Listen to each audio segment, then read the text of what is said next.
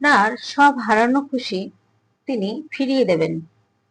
তিনিও আপনাকে অনেক ভালোবাসেন, অথচ চুপ করে আছেন। কেন আছেন?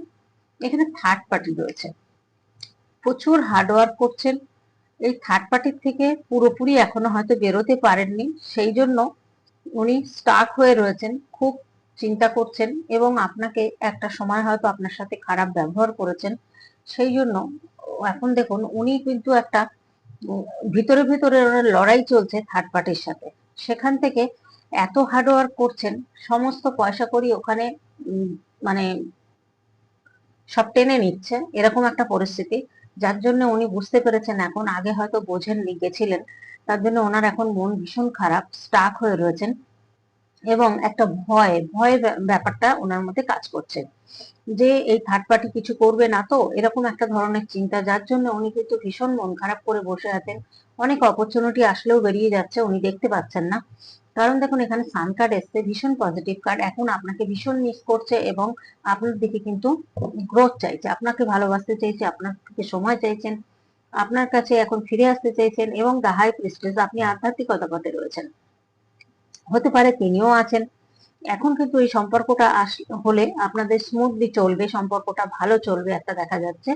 আর এখানে হাই দা হ্যারোফেন্ট এসছে, এখানে দেখা যাচ্ছে উনি কোনো অ্যাডভাইজারের চাকরি বা ব্যবসা করতে পারেন। এমন কিছু অ্যাডভাইজার, দেখুন কোর্টের উকিল, জাজ হতে পারেন এবং ডাক্তার ডাক্তার হতে পারেন। এবং কিন্তু এখানে দেখা যাচ্ছে যে হিলিং এর কাজ, হিলার হিসেবে কোনো কাজ করেন, স্পিরিচুয়াল পথে উনিও কিন্তু রয়েছেন। এখানে উনি স্পিরিচুয়াল পথে রয়েছেন, আপনিও স্পিরিচুয়াল পথে রয়েছেন। এই সম্পর্কটার মধ্যে প্রচুর ইমোশন রয়েছে দুজনেরই, দুজনেই দুজনের প্রতি ইমোশনাল। এখানে থার্ড পার্টিকে কিন্তু উনি বিদায় জানাতে চাইছেন, কিন্তু হয়তো পারছেন না, কিন্তু পীঠ দেখিয়ে দিয়েছেন। উনি এখন একটা রাজার পজিশনে আছেন। উনি বুঝতে পেরেছেন আপনি জীবন থেকে সরে যাওয়ার পর ওনার অনেক ক্ষতি হয়েছে।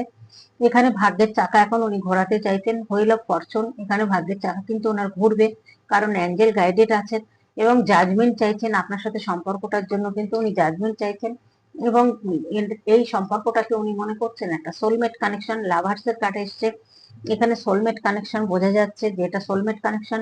আপনিও ওনাকে ভুলতে পারছেন না, উনিও আপনাকে ভুলতে পারছেন না।